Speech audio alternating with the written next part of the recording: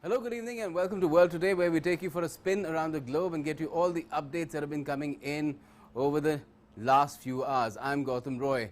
We'll tell you in the show all about how there is a climate crisis that is right now unfolding across in different parts of the world, and climate action is the cry of the day. We'll also get you the latest on what's happening on the China-Taiwan conflict. It is peaking at a strange time. These are the times that we live in. But first, as always, our headlines.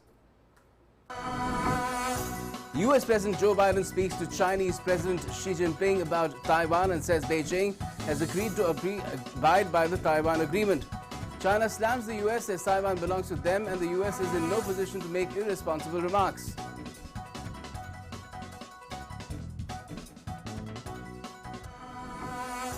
Foreign Secretary Harshvardhan Shringla holds bilateral meeting with US Deputy Secretary of State in Delhi. The Foreign Secretary says India-US will work to strengthen ties further.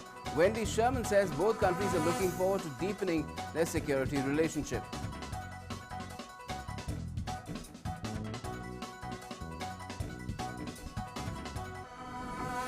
Formal coalition talks between the Social Democratic Party, Greens and pro-business Free Democrats aimed at forming the next government in Germany get the green light. Announcement boosts the SPD's chances of leading the next coalition government. Olaf Scholz one step closer to replacing Angela Merkel as Chancellor.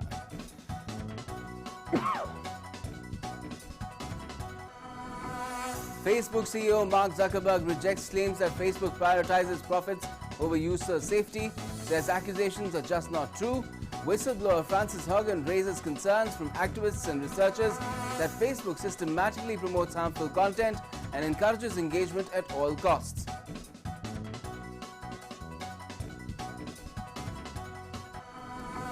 Benjamin List of Germany and David Macmillan of the United Kingdom win 2021 Nobel Prize in Chemistry. Two scientists awarded for their work on building molecules that are mirror images of one another.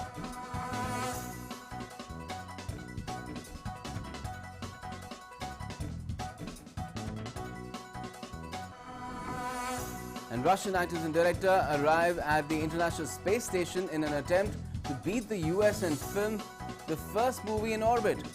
The crew is all set to beat a Hollywood project announced last year by Tom Cruise, NASA and Elon Musk's SpaceX.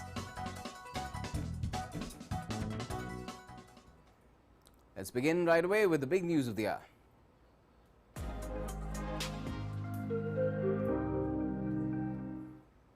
Well, the China-Taiwan conflict is peaking these days amid growing global uncertainties. Days after China flew a blizzard of warplanes over Taiwan's air defense identification zone, US President Joe Biden said he spoke to China's Xi Jinping about it and he agreed to abide by the Taiwan agreement. But it all may turn out to be doublespeak on China's part, classic as it is, as it's in no mood to give up on its claims over the Indo-Pacific island nation.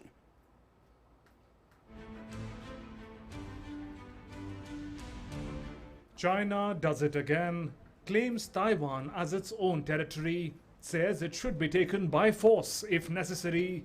Taiwan blames China for the tensions, says it is an independent country and will defend its freedoms and democracy. US President Joe Biden said on October 5th that he has spoken to Chinese President Xi Jinping about Taiwan and they agreed to abide by the Taiwan agreement.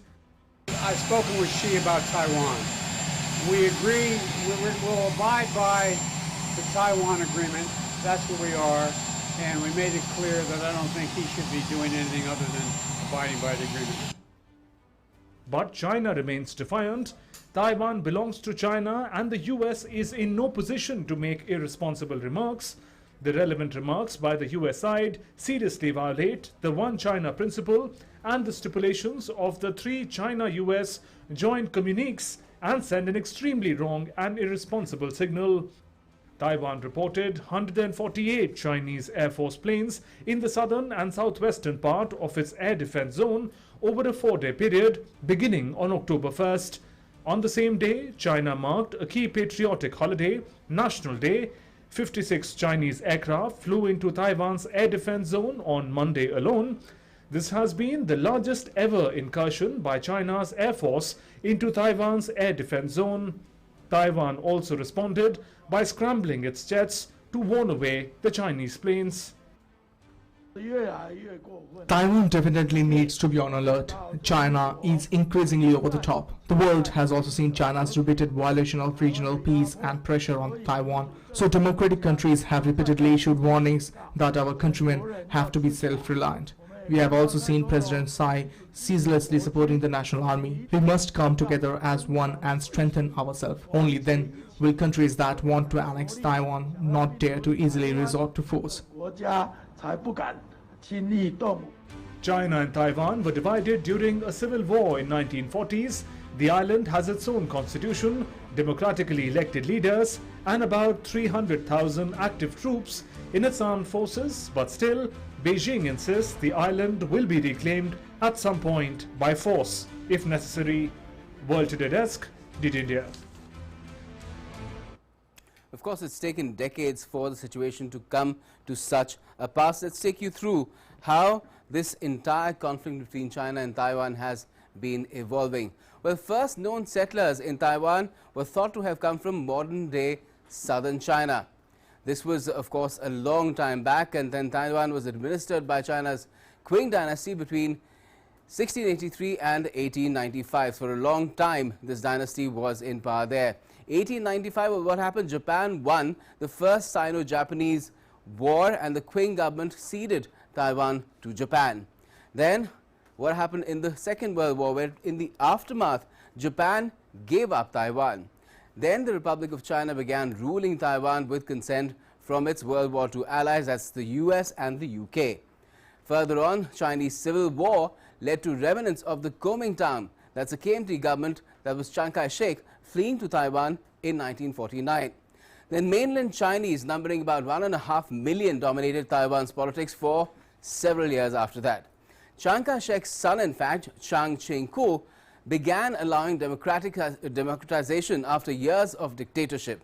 Taiwan's father of democracy, President Lee Teng-hui, led constitutional changes as well. Now, in the 1980s, relations between China and Taiwan started improving. They started to stabilize. China, in fact, put forward one country, two systems formula. Now, the formula meant that Taiwan would be getting significant amount of autonomy if it accepts Chinese reunification. Taiwan rejected that offer, but relaxed rules on visits to and investments in China. Now, in the year 2000, Taiwan's first non-KMT president, Chen Shui-bian, was elected. Now, Chen openly backed independence. In 2004, what happened? Well, Chen Shui-bian was re-elected as Taiwan's president. 2005 saw China passing a so-called anti-secession law. Now, the law gave China the right to use non-peaceful means against Taiwan if it tried to secede. That is from China. And China has since repeatedly insisted that Taiwan be called Chinese Taipei. In 2008, Chen succeeded by Ma Ying-jeou, who sought to improve ties with China using economic pacts. Now, moving further on to 2016, Taiwan's current president, Tsai Ing-wen, was elected. 2016 again, Tsai spoke with Donald Trump over the phone after his election victory. Now, the Tsai-Trump phone call broke from US's policy set in 1979 when formal ties were severed between the two entities. Now, in 2020 saw Tsai getting re-elected amidst months of unrest in Hong Kong. June 2020, China brought in the national security law in Hong Kong, triggering unrest in Hong Kong. Then, of course, the US intensified its outreach to Taiwan, reassuring Taipei of continued support. What happened in September in 2020? Well, Washington sent its highest level State Department official in decades to visit Taiwan. This, of course, led Beijing to warn US about sending wrong signals to Taiwan independence elements. Then China conducted live fire military exercise in a waterway separating Taiwan from the mainland during the visit as well. And this year, what's been happening? Well, 2021, US President Joe Biden's administration has said it's committed to Taiwan and it stays rock solid as far as supporting Taiwan is concerned. Taiwan says large incursions have been taking place by Chinese warplanes over the 2 days within the first few days of Biden's presidency beginning. And on the 12th of April 2021, Taiwan said China flew largest number of military jets into its air defense zone in a year. Then US Indo-Pacific Command Chief warned that Chinese invasion of Taiwan is much closer to us than most think. And this month itself, in October 2021, nearly 150 Chinese warplanes have already breached Taiwan's ADIZ since Beijing marked its National Day. So that's how things stand at the moment as far as this China-Taiwan conflict is concerned. Let's take it up with Shrikant Kontrapalli, Professor in Chinese Studies at the Jawaharlal Nehru University. Very good evening to you, Professor Kontrapalli. What do you make of this situation? Why have things come to such a pass at such a quick pace, especially in October, where we're seeing these incursions, these warplane incursions into the ADIZ of Taiwan by Chinese forces? Hi Gautam, good evening. Good evening. The problem now is, of course, that is the October 1st National Day celebrations in China. So they wanted to show that they are highly nationalist and following the 19-party Congress resolution of 6 no's on Taiwan, as well as the 100th anniversary of the Communist Party of China in July, when President Xi Jinping spoke about breaking heads if somebody wants to, take away Taiwan or Taiwan become independent. So there is a certain pattern to this, but I think the most urgent one is the 20th Party Congress due next year. And so there is a competitive politics within China on who will be harsher on Taiwan. So this is number one.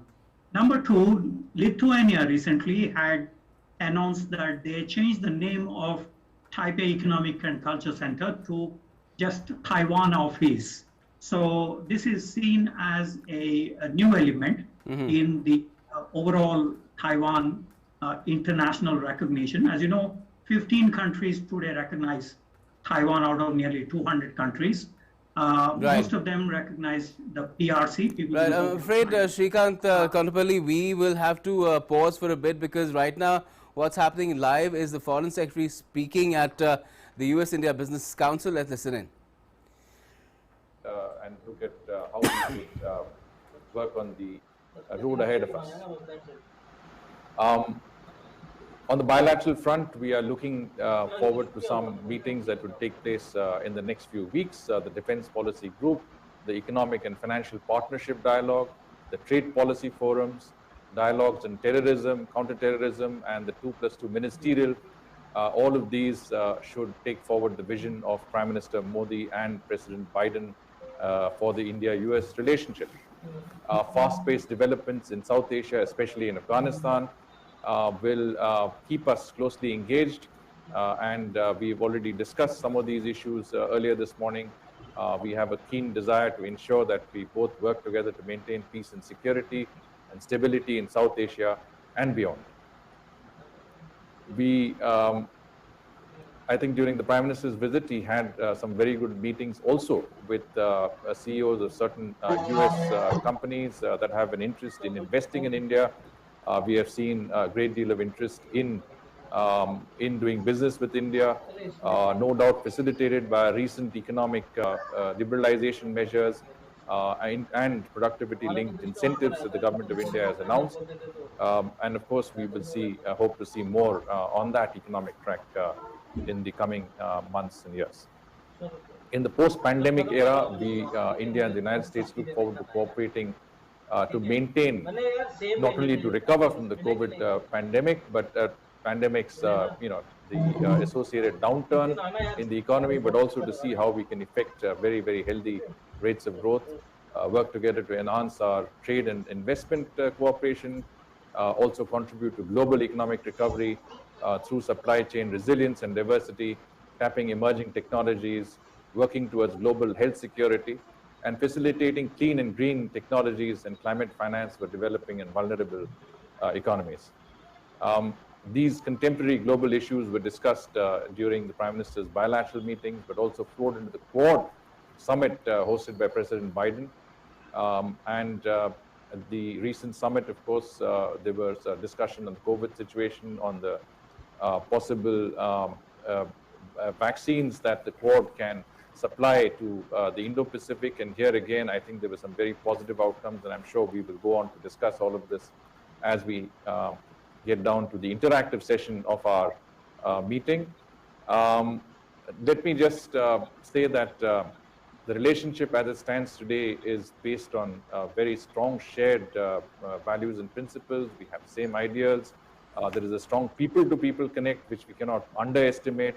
The Indian community in the United States has been a bridge between our two countries, and I think there is every reason to believe that this relationship will only attain greater heights in the years to come. As I mentioned, successive administrations, the US and governments in India have contributed and built on that relationship over the last couple of decades.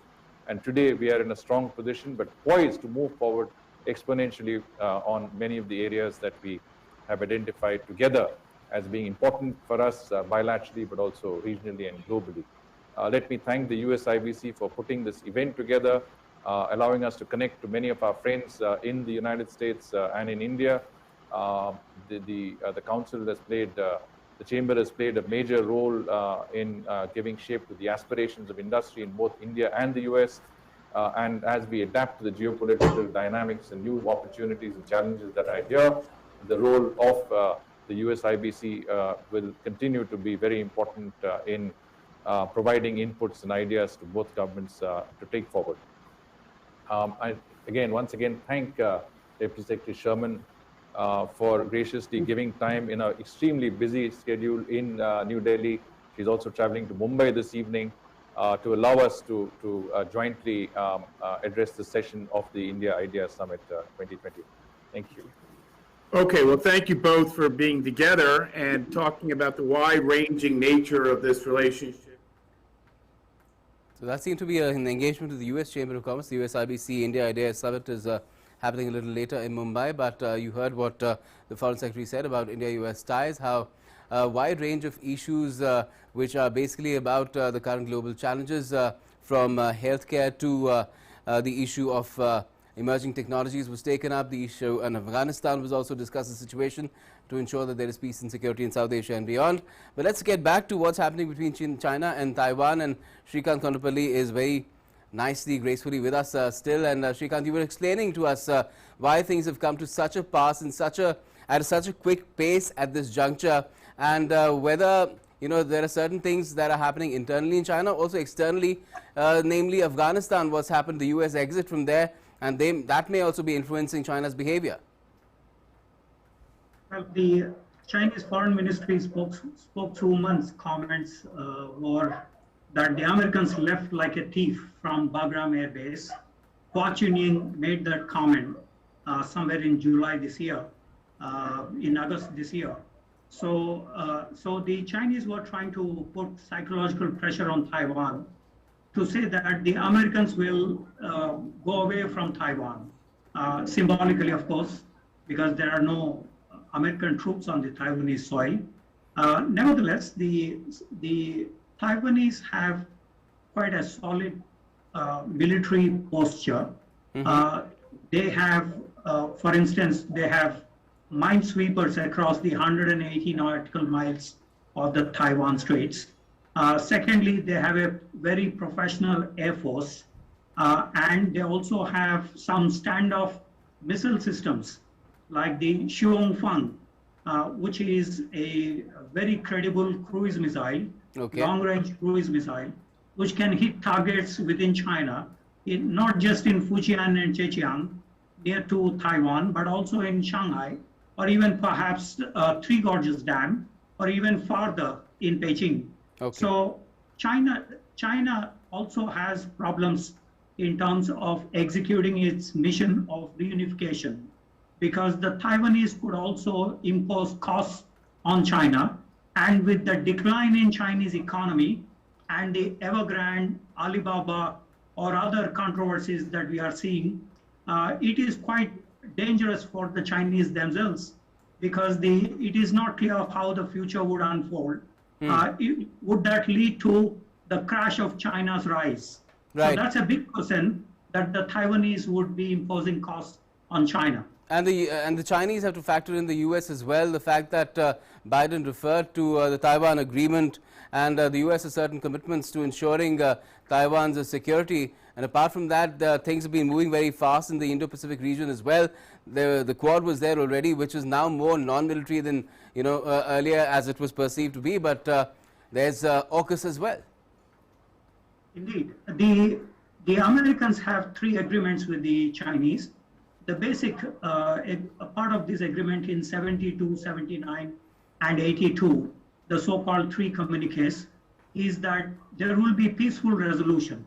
And if the balance of power is in favor of one country or the other, then the American Congress in 1979 asked the president to supply arms of a defensive nature to Taiwan if there is a shift in balance of power.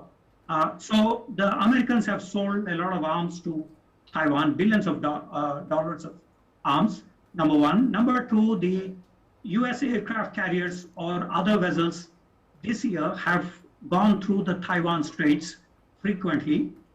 Thirdly, the Japanese, who were in control of Taiwan till 1945, as you mentioned, they also recently woken up, and Deputy Prime Minister of Japan, Taro Aso, suggested that they will come to the rescue of Taiwan in the event of any conflict.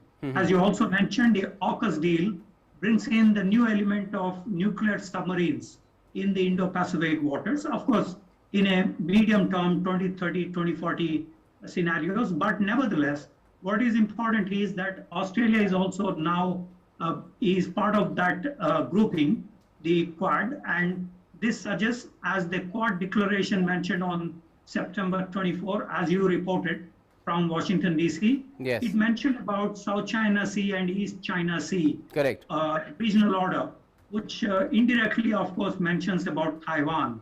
So there is the Quad members kind of, looking at the Taiwan Strait crisis as well. Specifically, what does India stand on this? Because India definitely has stakes in Taiwan. We have business ties, and we're looking to get some of their semiconductor manufacturing capabilities somehow to India as well, because India wants to emerge as a hub for semiconductors as well, which is quite a challenge that we might take on upon ourselves, but the Taiwanese could definitely help there.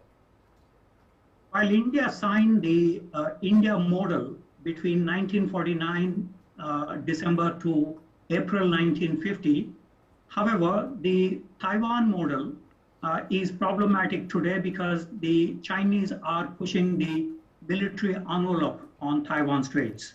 This is problematic for India because if there is no peace and stability in the Taiwan Straits, we have half of our trade passing through these regions.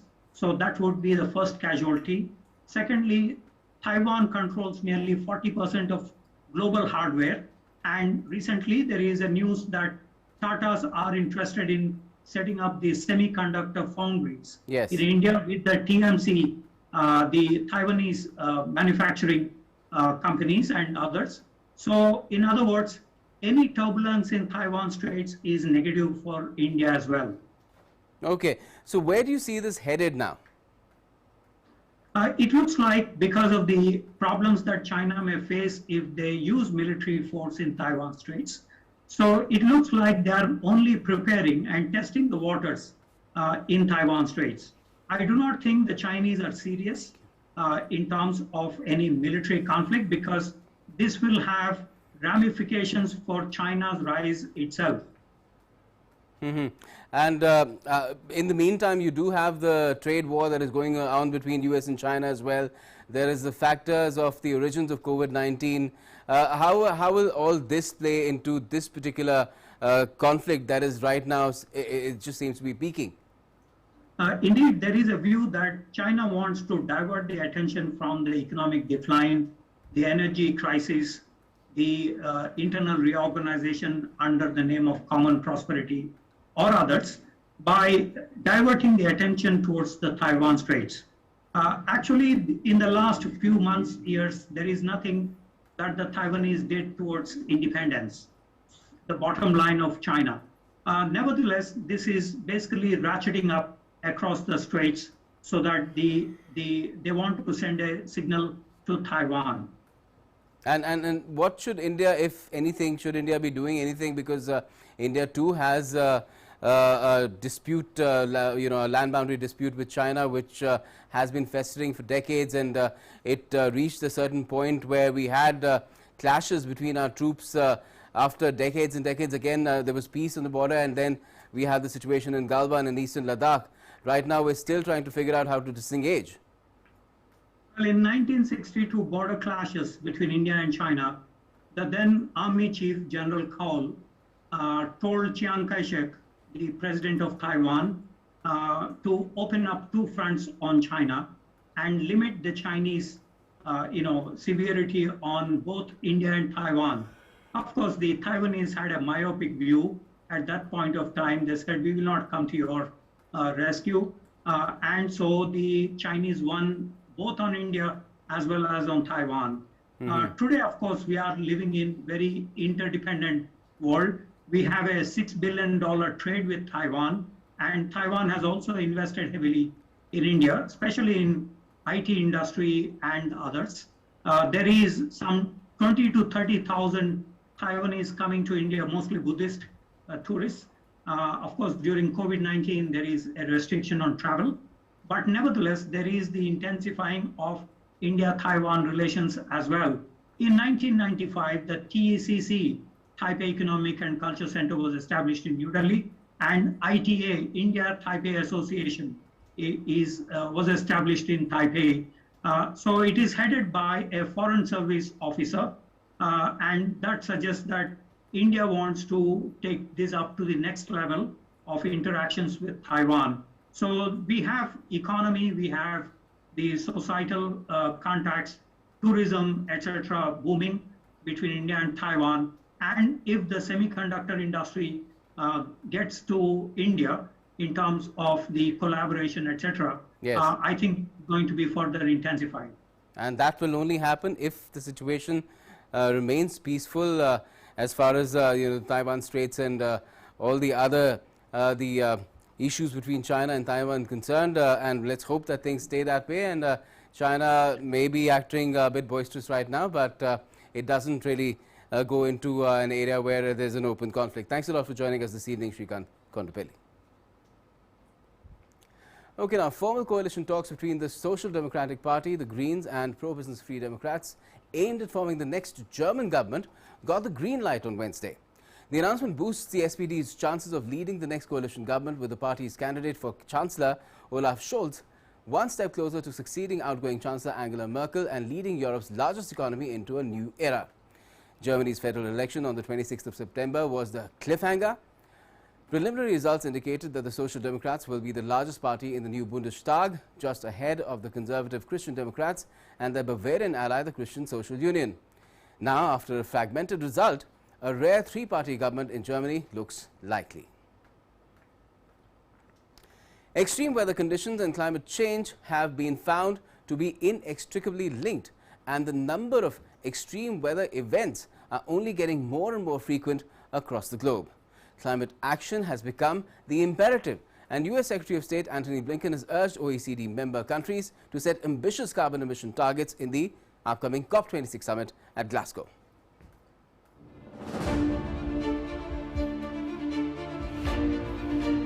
One after another, volcanic eruptions on Spain's La Palma island continue as Cumbre Vieja volcano shoots up red-hot lava into the sky, threatening biodiversity on the island.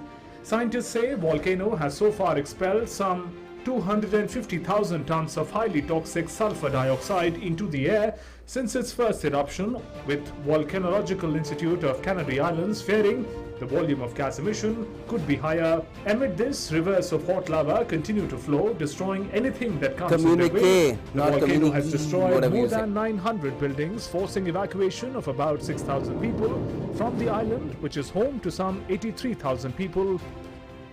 Weather has turned awry, and extreme weather conditions are also battering other parts of the world. In Brazil, sandstorms blanketed several cities in Sao Paulo, causing the sky to turn in orange and brown hues. Sandstorms are relatively rare in Brazil, but meteorologists say they could continue in the dry conditions. Met expert Celso Oliveira says it was common to have strong wind gusts after arrival of the first rains of the season, but that drought condition could have exacerbated the sunstorm.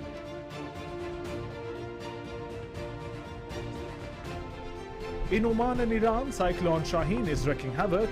At least 13 people have been killed in total in widespread flooding caused by the cyclone, which made landfall on Sunday, bringing heavy rains and winds up to 150 kilometers per hour.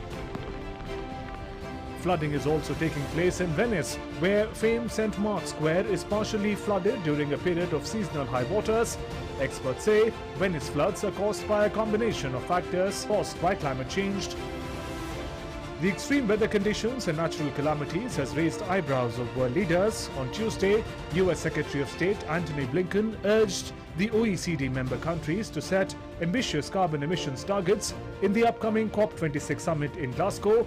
Speaking at a ministerial meeting, Blinken said climate actions by OECD countries will have a massive impact in limiting temperature rise to less than 1.5 degrees Celsius, as they produce more than 28% of the world's carbon emissions and account for 60% of global GDP. He also stressed the importance of OECD tools such as Digital Climate Tracker to hold countries accountable to their goals. Nevertheless, climate change concerns all. The extreme weather conditions is an evidence as well as warning for the world to take strong and substantial actions. World Today Desk, DD India. Now on to other matters. Well, Facebook has said that the cascade of issues which took out its app as well as WhatsApp and Instagram for over 6 hours on Monday night was an error during routine network maintenance of data centers. CEO Mark Zuckerberg has apologized about it in a post, but by that time the company's stock had plunged by over 5%, dragged down also by a whistleblower's revelations in the US Congress that Facebook is more about profits than user safety. After over 6 hours of global outage that saw Facebook, Instagram and WhatsApp go dark for billions of users, here comes a reply from social media giant Facebook. Facebook said that cascade of problems was an error during routine maintenance of its network of data centers. In a blog post, Vice President of Engineering Santosh Janardhan said the global outage had begun when the company's engineers issued a command that unintentionally disconnected Facebook data centers from the rest of the world. He described the error as originating within the company's global backbone of fiber optic cables and data centers. Facebook's systems are designed to audit commands to prevent mistakes, but the audit tool had a bug and failed to stop the command that caused the outage, and it was not caused by malicious activity. Facebook on Monday cited faulty configuration changes on its routers as the root cause. And the way to mitigate this is clearly not to go and concentrate something as fundamental as communication in the hands of a single company. Instead, you should decentralize. You should have multiple instances spread across the world. You should democratize that communication, just like the internet used to be. Like lots of different ISPs, lots of different websites, lots of different email servers, and you spread the risk then over the entire globe rather than putting it in the hands of a single company. Facebook Chief Executive Mark Zuckerberg apologized on Tuesday following a 6-hour social media outage that affected Facebook, Instagram and WhatsApp. In a post on Facebook, Zuckerberg said that the social media platforms were coming back to normal. Sorry for the disruption today. I know how much you rely on our services to stay connected with the people you care about, he wrote on Facebook. Facebook, WhatsApp and Instagram apps went dark at around 1600 GMT in what website monitoring group Down Detector said was the largest such failure it had ever seen. Shares of Facebook, which has nearly 2 billion daily active users, opened lower after the weakened whistleblower report and slipped further to trade down 5.3% in afternoon trading on Monday. They were on track for their worst day in nearly a year amid a broader sell-off in technology stocks on Monday. Facebook has experienced similar widespread outages with its suite of apps this year in March and July. The outage was the second blow in days to the social media giant on Sunday. A whistleblower accused the company of prioritizing profit over clamping down on hate speech and misinformation. World Today Desk, DD India. And Zuckerberg's company got hauled over coals on Tuesday in the US Congress during whistleblower Frances Haugen's testimony. She accused Facebook of deliberately promoting harmful content just to encourage engagement at all costs to maximize profits. The lawmakers accused Facebook CEO Mark Zuckerberg of pushing for higher profits while being cavalier about user safety. But Zuck has denied the charges, saying they're just not true. A day after Facebook and its units suffered a major outage, whistleblower Frances Haugen testified in a congressional hearing, and that too for more than 5 hours. Haugen's testimony raised concerns from activists and researchers that Facebook systematically promotes harmful content and encourages engagement at all costs. Facebook wants you to believe that the problems we're talking about are unsolvable. They want you to believe in false choices. They want you to believe that you must choose between a Facebook full of divisive and extreme content or losing one of the most important values our country was founded upon, free speech. That you must choose between public oversight of Facebook's choices and your personal privacy. Facebook's own research says they cannot adequately identify dangerous content, and as a result, those dangerous algorithms that they admit are picking up the extreme sentiments, the division, they can't protect us from the harms that they know exist in their own system. Facebook understands that if they want to continue to grow, they have to find new users. They have to make sure that the next generation is just as engaged with Instagram as the current one. Senator Richard Blumenthal said, "Our children are the ones who are the victims." The Securities and Exchange Commission should investigate your contentions and claims, Ms. Haugen, and so should the Federal Trade Commission. Facebook appears to have misled the public and investors, and if that's correct, it ought to face real penalties as a result of that misleading and deceptive misrepresentation. Lawmakers accused Facebook CEO Mark Zuckerberg of pushing for higher profits while being cavalier about user safety. They demanded regulators investigate whistleblower accusations that the social media company harms children and stokes divisions.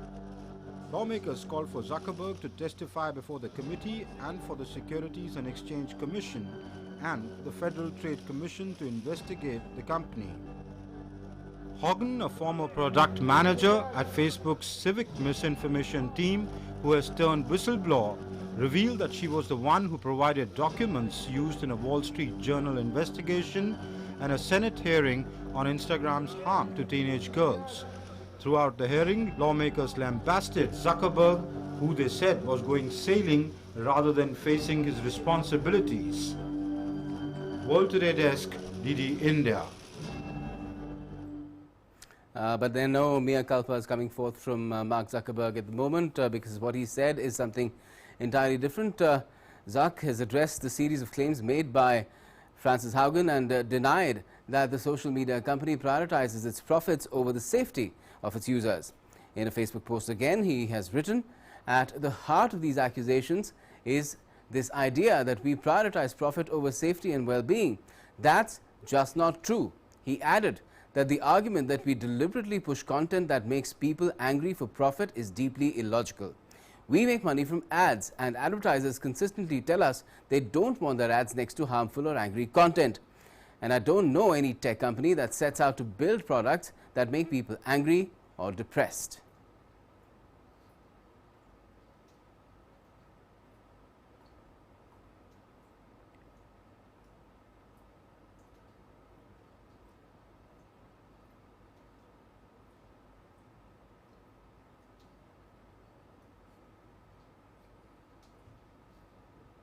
So there you have it. That's Mark Zuckerberg trying to fight fire with fire. No more statements such as we're looking into it and we'll try and fix things. It's just straight away saying that there's nothing wrong. We haven't done anything wrong. We don't intend to do anything wrong. Hence, we can't do anything wrong.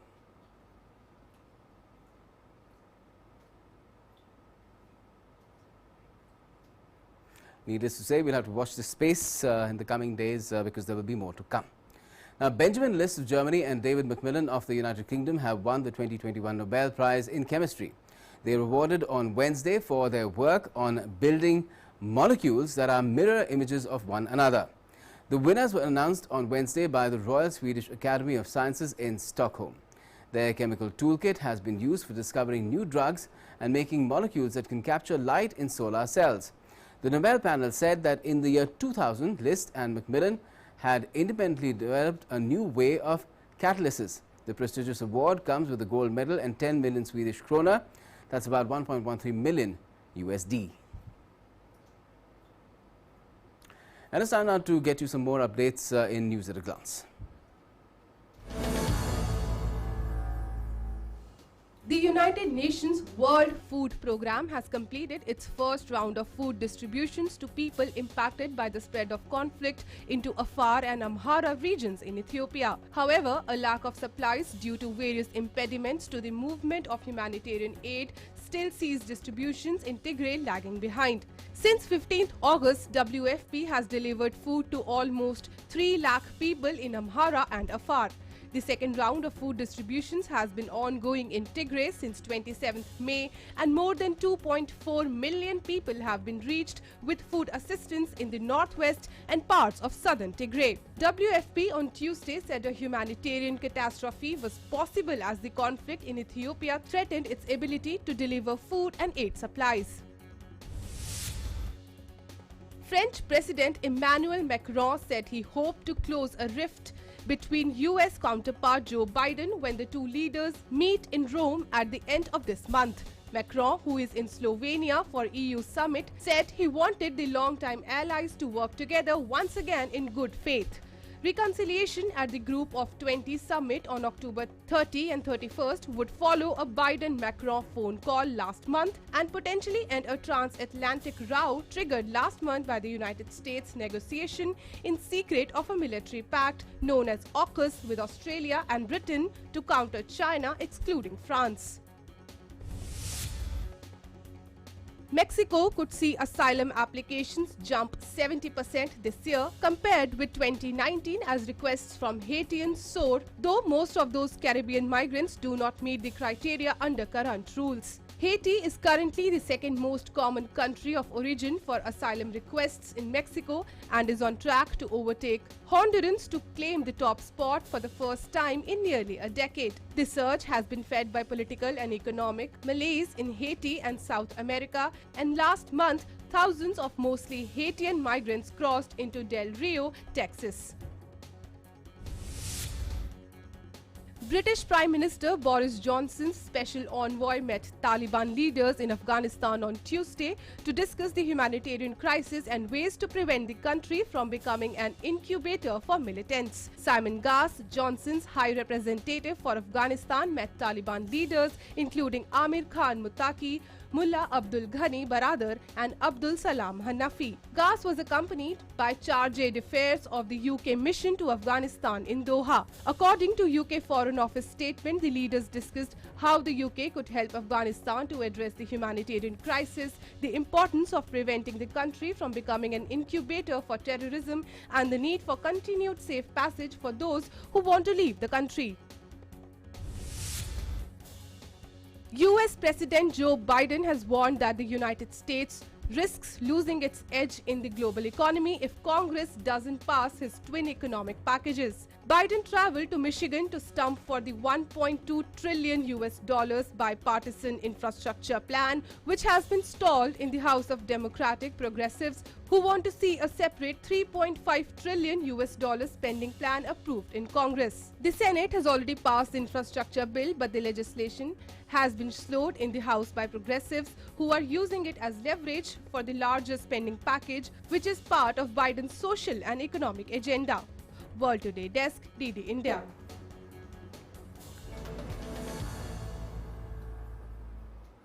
And it's now time to get you some more updates that go beyond the headlines.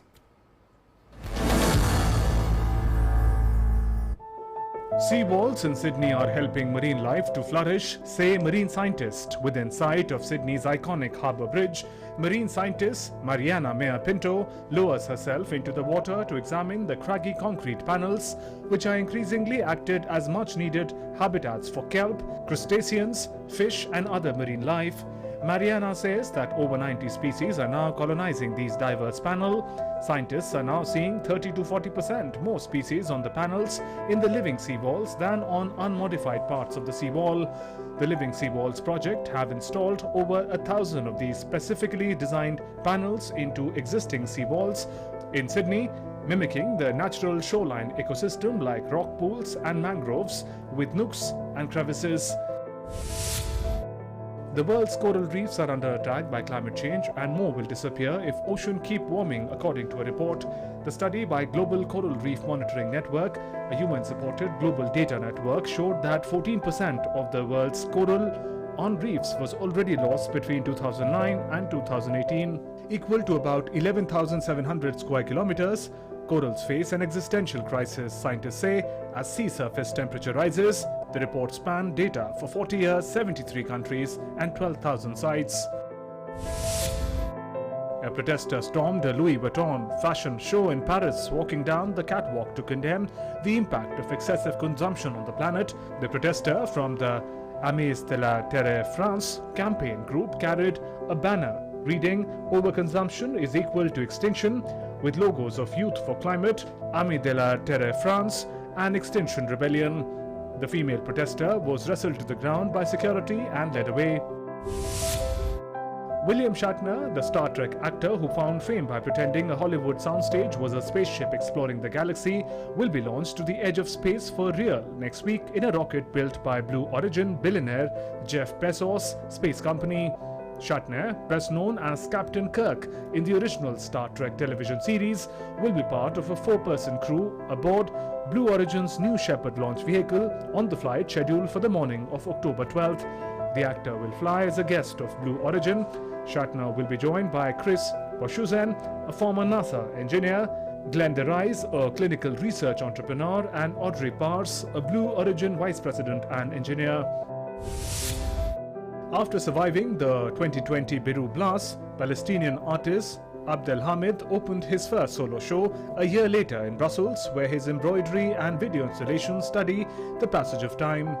Born in Syria and based between Ramallah and Beirut, 33-year-old visual artist embroiders fabrics he collects and items he finds in houses and around him, sometimes colorful, sometimes white on white. They depict both an abstract reflection on art and time and the context of the countries where he's been, including wars, political and economic crisis, and a pandemic. An app is helping students pick up super short work contracts at touch of a button and is helping fix a staff shortage crisis in UK's hospitality sector. Called Stint, the app is now operating in 32 cities, working with more than 1,000 hospitality businesses and 75,000 students. To commemorate 2021 Pink October, Al Fajr Association, based in the southern province of Béchar in Algeria, organized a campaign to raise awareness about the impact of breast cancer. The campaign included also a number of activities for women struggling with cancer in a bid to help them reduce the distress and solitude they have been suffering. In China's Yunnan province, archaeologists unearthed on Tuesday a dinosaur sacral fossil that dates back to Jurassic period, which is over 200 million to 145 million years ago in Lufeng city. The fossil, also called the sacral spine, comprises 5 sacral vertebrae bones. The bone fused together to form the sacrum, the shield-shaped bony structure located at the base of the lumbar vertebrae and connected to the pelvis. World Today Desk, DD India. Let's now turn the pages of history to tell you what all made the news in the past on this very day.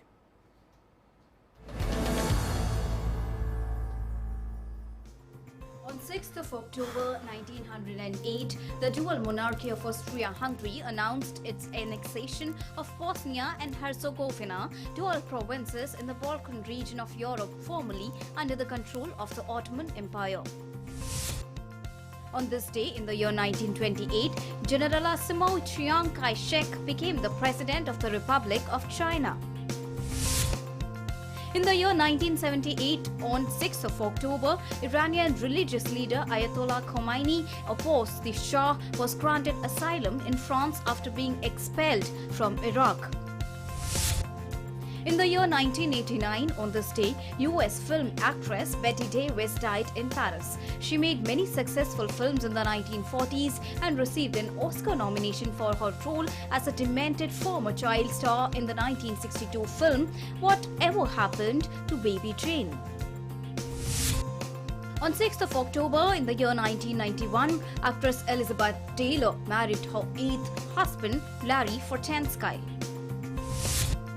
In 2000, on this day, Yugoslav opposition leader Vojislav Kostunica was swept to power after an overnight uprising. He was acknowledged as president by Russia and the West.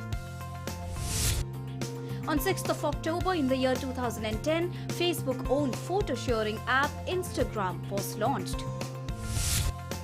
On this day in the year 2013, David Beckham returned to Manchester for UNICEF soccer match. World Today Desk, DD India.